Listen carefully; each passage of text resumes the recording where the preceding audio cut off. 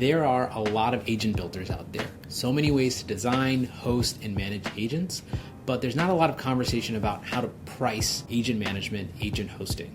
So let's take a look at how the hyperscalers and new agent builders are pricing for agents. Let's first start with the hyperscalers. I'm going to start with Google first. So Google, via Vertex AI, has an agent builder. They're actually pricing it at the compute level. So both the compute level and the model usage level.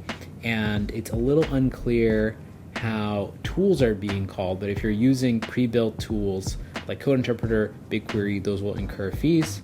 A little unclear how they're allowing for tool calls. So definitely consumption-based here, similar to most infra products. It's the compute itself, the model usage, and some of the tools themselves.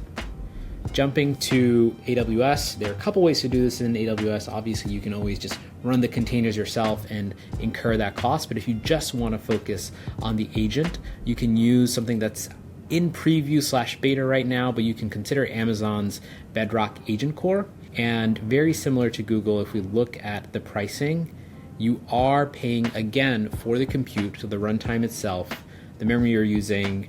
If you are using the Code Interpreter or you're using the browser tool, you're paying for that explicitly. So nothing specific around tool use here. It's only if you use the browser tool or Code Interpreter.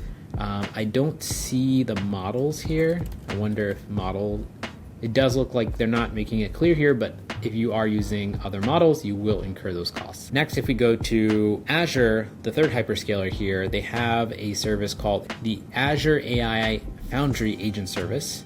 And if we look at the pricing for Azure here, let's see if we can find it. What's interesting here is they make it clear that there's pricing specifically for the models. Here they'll show you the OpenAI models, and there's specific costs around tool invocation. So if you're using file search, the Code Interpreter, if you're using deep research, those costs are pretty clear. What's surprising is that the compute or runtime is not obvious here. Kind of digging into the cost calculator, there wasn't an obvious AI or agent runtime, but my intuition tells me that it would be one of the compute services that would be also charged. So not clear here, but I'm going to have to give this a try to see how it actually is charged. Jumping to the non-hyperscaler options, so LangGraph and LangChain is pretty popular. What's interesting about LangChain is they both have seat management for the platform itself.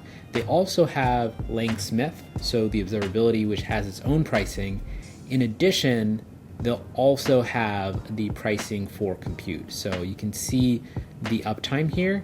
And because LangGraph is node-based, they actually have a special pricing plan. Specifically, the node executions have their own call. One thing that I'm interested in learning is how uptime is calculated. So if you have human in the loop or some suspended agents, I wonder how that is priced. So that is LangChain, LangGraph. If we go to CrewAI, which is a Python runtime agent building platform, there is a free version. There's a limit on executions of workflows, which is interesting. Similarly, there is executions limits for the paid tier, and there is a price per invocation. This is interesting and different from the others. You're not being charged specifically for compute and uptime. It is the workflow itself.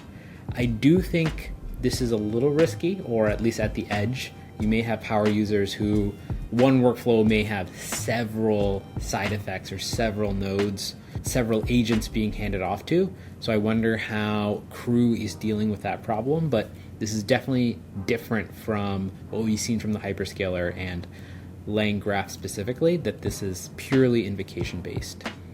And yes, we can see here that it is definitely execution based. And I do wonder if something's a bit special in the custom package. Lastly, I want to go through LlamaIndex, another agent building platform that's pretty popular. So what's pretty interesting about LlamaIndex is that it does the credits route.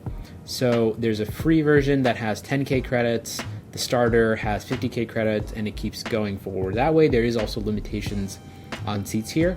Credits to me is pretty interesting. If you go into LlamaIndex's docs and actually look at the credits, everything has a credits per usage, and you can sort of kind of map that out yourself, including the model usage, which is pretty interesting and different from the other models here.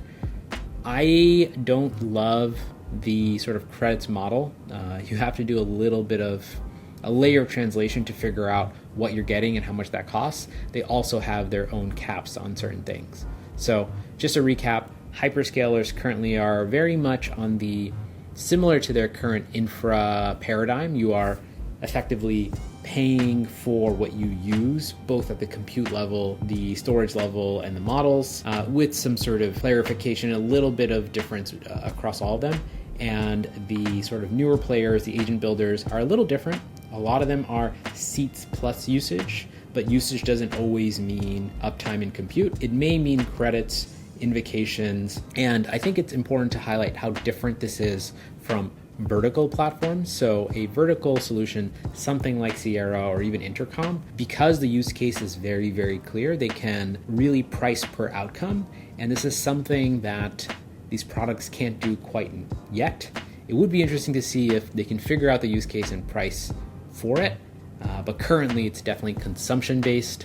And I think it has to be consumption-based given effectively how agents work, because every task can vary so wildly, and the fact that things can be suspended. It is why we're leaning towards this type of pricing model. So thanks for listening.